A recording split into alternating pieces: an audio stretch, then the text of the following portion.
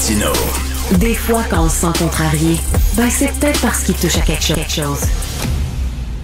Alors, Sophie Durocher, dans le blanc des yeux, ce soir à 20h à LCN, tu reçois Alexandra Diaz. Voilà, alors c'est sa première entrevue télé depuis qu'elle a annoncé le 16 octobre qu'elle était atteinte d'un très grave cancer, un cancer du système immunitaire.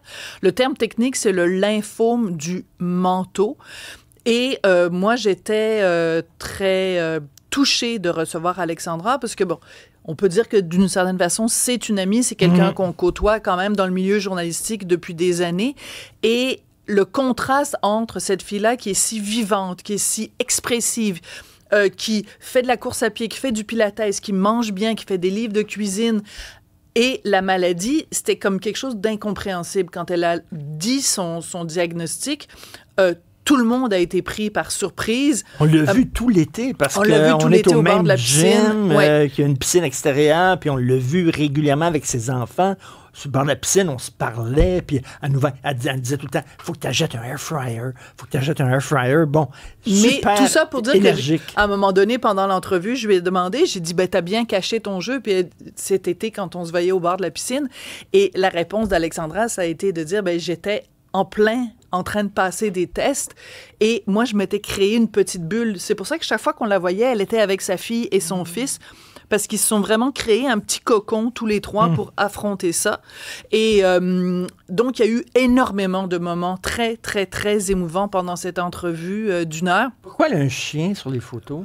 Alors, elle a un chien sur les photos pour une raison toute simple. C'est que moi, je demande toujours à mes invités d'apporter un objet qui les représente ou qui les définit. Tu sais, mettons, Denis Coderre, il a apporté une casquette des expos. Bon, c'est un sujet de conversation. Et Alexandra, je lui avais demandé la même chose. Et Alexandra, elle est arrivée avec son chien, Nina, qui est un tout petit caniche qui pèse même pas 3 livres.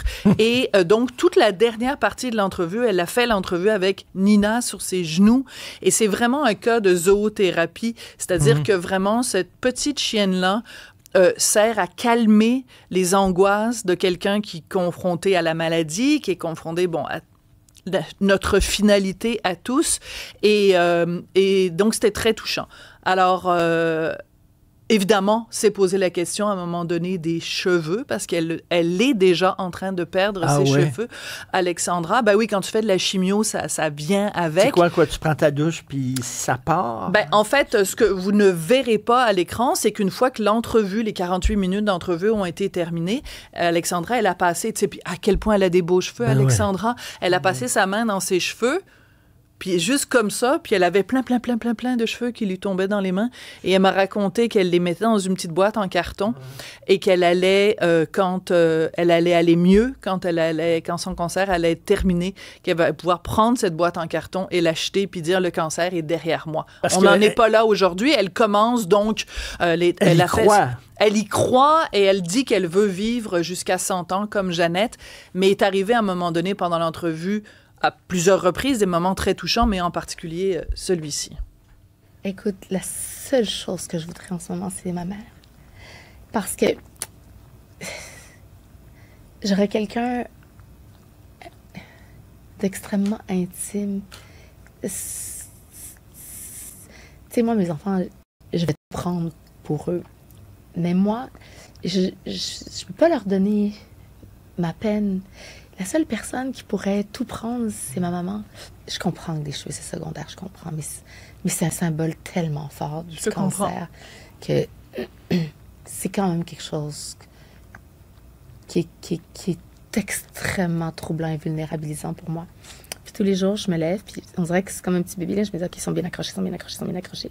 Hier, pour la première fois, j'ai passé la main dans mes cheveux, puis j'avais une poignée monstre de cheveux, puis je me suis cassée en mille miettes, puis j'ai déversé une rivière. Alors, en fait, sa mère est décédée. Sa mère est décédée il y a 12 ans et c'est intéressant aussi d'écouter cet extrait-là parce que moi, la question que je lui avais posée, c'est, je dis, comment tu t'es rendu compte qu'il y avait quelque chose qui allait pas? C'était quoi ton symptôme? Et elle m'a raconté une longue histoire, mais je vais te la résumer. C'est qu'il y a 12 ans, sa mère est morte et quand elle a reçu son diagnostic de cancer, la mère d'Alexandra, elle est décédée vraiment quelques semaines après. C'était un cancer fulgurant, donc cancer qui avait été pris trop tard. Quand ça s'est passé, ça, il y a 12 ans, Alexandra s'est dit, moi, ça va jamais m'arriver.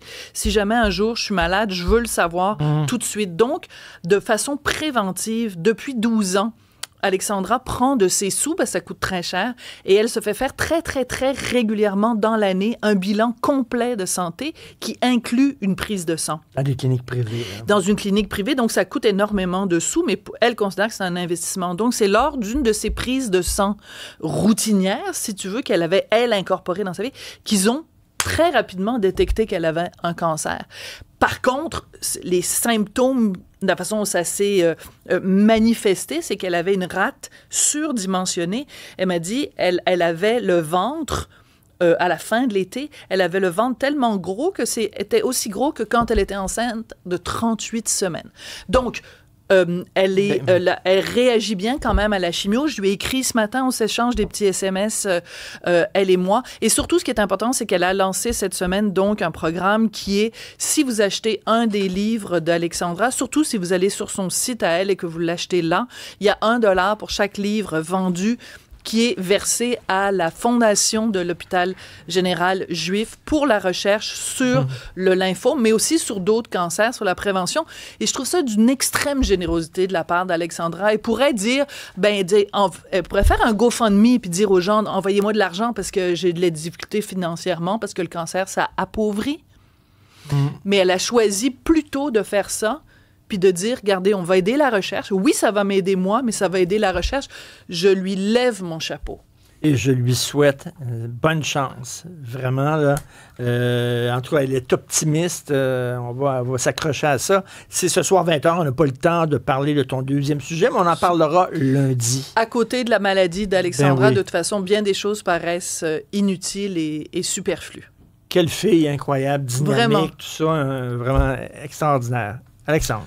Ben oui, une petite nouvelle assez spéciale, merci, pour terminer la semaine. Vous vous souvenez peut-être de Madeleine McCann, une fillette britannique qui est disparue en 2007 au Portugal. Ses parents l'ont cherchée pendant des années jusqu'à ce jour. La fillette de 3 ans n'a pas été retrouvée. Elle dormait dans un appartement de la station balnéaire. Pouf! Disparition complète. Depuis ce temps-là, il y a des documentaires de true crime, il y a toutes sortes de choses qui viennent essayer d'élucider ce mystère-là. Le problème, c'est que depuis 2022, il y avait une femme qui s'appelle Julia Wandelt qui arrêtait pas d'appeler la famille puis les parents éplorés pour leur dire « C'est moi, je suis votre fille, c'est moi, Madeleine. » Le problème, c'est que c'est pas elle, Madeleine McCann. C'est une Polonaise, cette dame-là. Elle a beau avoir 24 ans, elle est à peu près dans les mêmes années que si elle avait disparu dans ce temps-là. Mais écoutez, elle leur envoyait des lettres. Elle les appelait au téléphone. Elle allait les confronter chez eux en disant « C'est moi, papa, maman, c'est moi. » Voyons. On ne sait pas. Puis là, c'est ça, surtout la question. C'est qu'elle a plaidé non coupable de stalking à son procès. Et elle a dit, ben non, je fais pas ça pour l'argent, je fais pas ça pour la reconnaissance. Elle dit, c'est vraiment qui je suis. Fait est-ce que c'est de la maladie mentale? Mais on peut commencer à émettre des hypothèses là-dessus. Tout ça pour dire qu'elle vient d'être reconnue coupable, donc devant un tribunal, au bout de plusieurs semaines de procès, de stalking. Surtout qu'on a pris des échantillons d'ADN et on vous confirme, hors de tout doute, ce n'est pas la fille de ces deux parents-là. On parle de stalking, on dirait que ça me fait penser à la série Baby Reindeer. Là, mon Dieu, ça pourrait faire éventuellement une émission, une série, là, cette histoire-là aussi. Ben oui. Vraiment ton tragique. enfant est disparu, puis quelqu'un t'appelle, puis est-ce que c'est lui, est-ce que c'est pas lui, puis tout ça, là. Déjanté un peu, là, c'était ça, Baby Reindeer. Tu dois vivre ça tout le temps, incroyable. C'est assez lourd, merci. Merci beaucoup à tous les gens qui travaillent sur l'émission, l'énorme équipe, je pense que ça va me prendre 5 minutes, tous les nommer. Alors, à la réalisation, la mise en onde, Sébastien Laperrière, à la recherche, Alexandre Moranville-Ouellet. Juliette. Et à la mise en ligne, à la régie, au téléphone, au café, aux poubelles, à la peinture. Alléluia. Alors, c'est Fred Bastien, l'homme à la voix testiculaire. Passez un excellent week-end. Ça a l'air qu'il va peut-être neiger. Oui, il va neiger dimanche. Mettez vos pneus d'hiver si vous avez encore le temps de le faire parce qu'à partir de midi, on devrait avoir entre 5 et 15 cm de neige. Heureusement, il y a le vin. On se parle lundi, 3h. Merci.